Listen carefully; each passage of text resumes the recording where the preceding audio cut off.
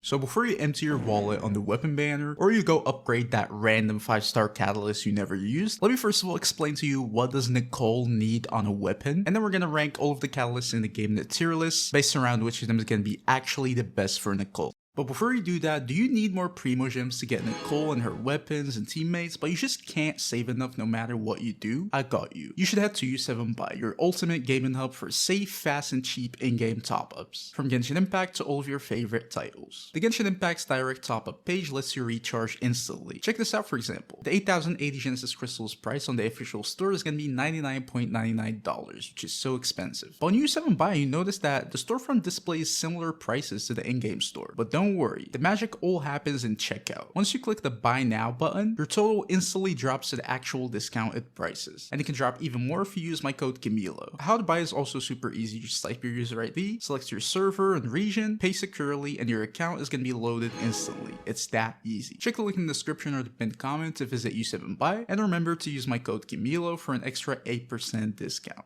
Alright, so first of all, let's explain what does Nicole need on a weapon. Nicole is going to be mainly an attack buffer / support and shielder. So essentially what will Nicole give you is she's just going to buff your teammates' attack, she's going to give them a shield, and she's also going to make them deal extra damage. That's basically everything Nicole gives you, in short. Now if we look at those things and we look at what does each of them scale with, the attack buff Nicole gives you is going to scale fully on attack. The shield is also going to scale fully on attack. And then whatever extra damage Nicole deals off field is going to scale based on the stats of the character on field. That's going to be most of her damage, and it's going to be completely unrelated to your Nicole stats. So basically the only two things that are going to scale with Nicole are just going to be the attack buffs and the shield, and both of them are going to scale with her attack only. And for you to maximize her attack buff and potential, usually you'll need 4k attack, or at least something close to that. And obviously that's a lot of attack, and it's going to be harder to reach. So if we're talking about her weapon requirements, obviously the first and main thing you'd want to go for is going to be attack, whether it's a high base attack on a weapon or just attack percentage or attack buffs, anything. Any sort of attack is going to be heavily appreciated on Nicole, and you definitely want to go for that. And I think high base attack is going to be more valuable than attack percentage itself, simply because a high base attack means also all of the attack buffs that you're going to get for Nicole, whether it's from your maze stats on your artifacts or your substats or just whatever, any attack buffs, all of those are going to scale better when a weapon has higher base attack. So a weapon with low base attack and an attack substat is going to be a little worse in my opinion than a weapon with a higher base attack and a substat that's not attack or a small attack substat. So higher base attack is simply just going to be more valuable in my opinion. You should prioritize higher base attack and then attack buffs. I think that's what Nicole is going to scale with the best. The second thing you'd want to look for on a weapon is probably just going to be energy recharge. That's also going to be pretty decent, but don't stress over it too much. I wouldn't really say energy recharge weapons are going to be the best thing. I mean, you do need some energy for her if you want to burst on uptime, but even if you don't, it's not going to be the end of the world, honestly. And you don't even need that much energy to burst on uptime. So energy recharge is not useless on a weapon for her, but it's definitely not the best thing you'd want to go for at all. If you can get a weapon that can give you attack and energy, obviously that's going to be perfect, but full energy recharge weapons are not going to be the best. And honestly, that's pretty much it for Nicole. You can go for some crit rate or crit damage, but it really isn't going to matter like almost at all. So crit weapons are going to fall off tremendously in my opinion. So yeah, the only thing that's left you want to focus on really is going to be just high base attack and attack percentage on any weapon. Maybe some energy recharge. Alright, knowing that, let's move on to the tier list and rank those weapons. Alright, so starting off with the 3-star weapons, unfortunately as I said before, you'll need attack, you'll need the high base attack, so most of these are not going to be the best options. But yeah, again, starting off with the Magic Guide, Elemental Mastery is just D tier. Thrill and Tales is going to be the exception, but not really for Nicole herself. It's kind of a very special case, honestly. It's going to have HP and a low base attack, which is completely useless, but it's going to give you 48% attack to the next character, which is going to be super good. So for Nicole herself, again, it's going to be terrible, but if we look at it at the end of the day, you're getting attack for Nicole so she can buff your teammates' attack, and the attack that weapon gives you is going to be pretty decent, so it's definitely not bad. I still don't really like it as like a pure weapon for Nicole, but it's definitely usable. It balances out, so I'd either put it at low A tier or B tier. I put it at low A tier, it's fine. Otherworldly Story is just energy recharge, probably like low C tier. Emerald Orb Elemental Mastery is D tier. Twin Nephrite is just D tier, and then Ember Bed is just D tier. Favonius Codex is going to give you energy recharge and an average base stack for a 4-star weapon. And then obviously it's going to give you the Favonius passive, which can buff your team's like energy as a whole, which is pretty good. Usually I say the Favonius is always going to be a good option for any support, which is true, but I feel like for Nicole, it's a little, less good than usual because the low base stack, you're going to struggle to hit 4k attack with that, honestly. So yeah, it's not the best option. I still think it's pretty good, so I put it a high A tier, but I wouldn't say it's a top tier weapon simply because of the low base attack. The Witsit is just going to be crit damage and then just a random buff. Honestly, I put it a very low B tier just for the potential attack buff. 60% is going to be pretty good, but you only get it like a third of the time, so yeah. The Sacrificial, definitely not the weapon. I put it as C tier. Royal Grimoire is going to be pretty decent, high base stack for a 4-star, and then also an attack substat, which is pretty good. So honestly, I put it at top of B tier. I think it's a fine weapon. Solar Pearl is just going to be average base stack, crit rate, passive is just whatever, probably C tier too. Broad type Amber is just HP and some energy, probably like C tier just for the energy. Wampamera is just elemental mastery, but the base stack is kind of high for a 4-star, so it's not terrible.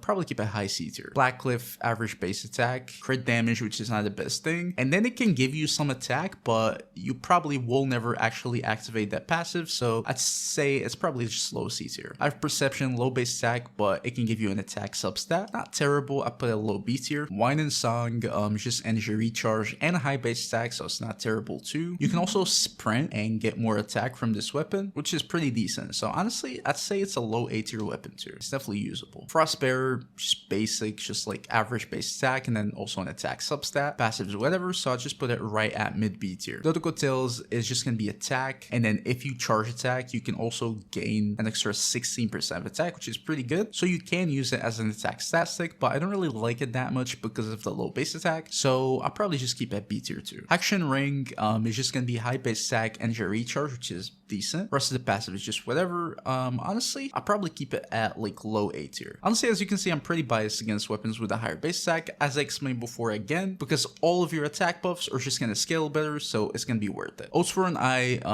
if you had this weapon, it's actually gonna be pretty good. High base attack and then also an attack substat, which is pretty good. And then it's gonna increase your energy recharge, which is also pretty good. So it's basically everything you need. I put it either a top of A tier or low S tier. Honestly, I put it low S tier. I mean, it's fine. Probably very low S tier, but I think it's an S tier weapon because it kind of hits on everything that she needs. Wandering Even Star, average base stack, elemental mastery, can give you some attack from the elemental mastery, but you won't be building that on Nicole. So probably high C tier. For fulfillments, it's just energy recharge, but then you lose attack, so it's straight to D tier. Sacrificial Jade, low base stack, crit rate, probably just D tier, honestly. Flow and Purity is just gonna be attack, and then also a pretty high base stack for a 4-star. Rest of the passive is whatever, but honestly, just as an attack stat stick, it's not terrible, so I put it like low A tier probably. Ballad of the Boundless Blue is just gonna be high base stack, energy recharge, basically the same thing as the Wine and Song, so I just put it right next to it, just under it because it's not gonna give you extra attack from the passive, but yeah. Ashgraven Drinking Horn is just gonna be HP, and then also average base stack, it's just like D tier, honestly. Wave Ride and Whirl, energy recharge, and then just HP, probably like very low C tier. Ring of Yakshay is just gonna be HP, probably like D tier too. Electrolyte Spin the Loot, just average base stack, energy recharge, and elemental mastery, which it doesn't really matter that much, so I'll probably keep it at just high C tier, honestly. Black Marrow Lantern is just elemental mastery, low base stack, probably D tier. And then Dawn and Frost is just gonna be average base stack, crit damage, and also elemental mastery, so I'll just keep it as C tier too.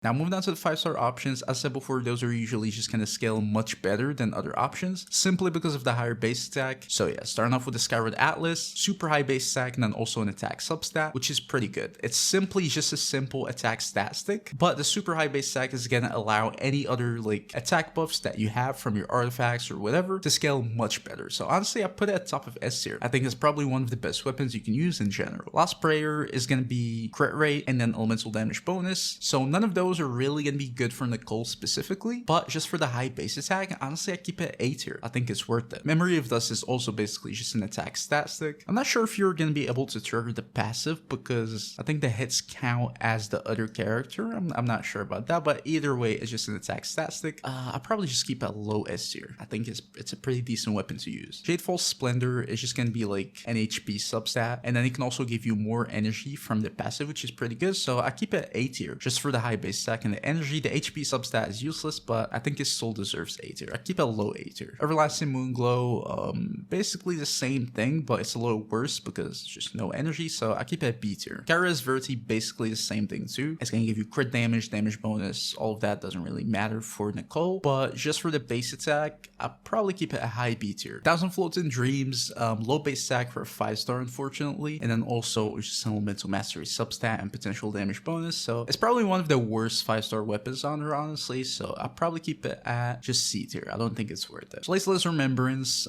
super high base stack for a 5-star even, but it's just gonna be crit damage, and the rest of the passives whatever, so I'll probably keep it at just like mid A tier, just for the super high base stack. Cashflow Supervision is gonna be super high base stack too, and it can also give you some attack from the passive, which is pretty good, so it's not terrible. I keep it at like high A tier, but I don't think it deserves S tier because the passive is not the best. Tome of the Eternal Flow, honestly I'll probably keep it at like just next to the 1000 Floating Dreams. The crit damage substat is really not all of that, so yeah, I don't think it's worth it. Crane's Echoing Call, pretty good, super high base attack, and then also a very small attack substat. The passives or whatever, but honestly just for that super high base attack, I do think it also deserves S tier. So I keep it a low S tier, but I still think it's an S tier weapon. Surf's Up, just low base stack and then crit damage, probably same thing as the others, so I keep it C tier. Starcaller's Watch is gonna have a lower base stack and Elemental Mastery substat, so it's not great, but the thing is Nicole can activate the passive of this weapon, which is gonna be pretty good. So it's gonna give 28% damage bonus to the current active party member, which is gonna be a good support weapon in general, so it's not gonna be terrible. I keep it at A tier probably. I think the damage bonus is gonna be pretty worth it because she's a support character. Support weapons are always going to be appreciated, so yeah, I'll keep it at probably low A tier, but it's definitely a usable weapon. Sunny Morning Sleepin', also just Elemental Mastery and low base stack, but unfortunately it doesn't have a supportive passive, it's just full Elemental Mastery, so I'll just keep it at C tier next to the other 5-stars. Vivid Notions, high base stack for a 5-star, but a crit damage substat unfortunately, but it can give you more attack from the passive, which is pretty good. So honestly I keep it at probably just A tier next to the Cashflow Supervision, probably the best one at A tier here honestly, because it does give you quite a bit of attack. Lightweaver's Looking Glass is just going to be low base stack Elemental Mastery,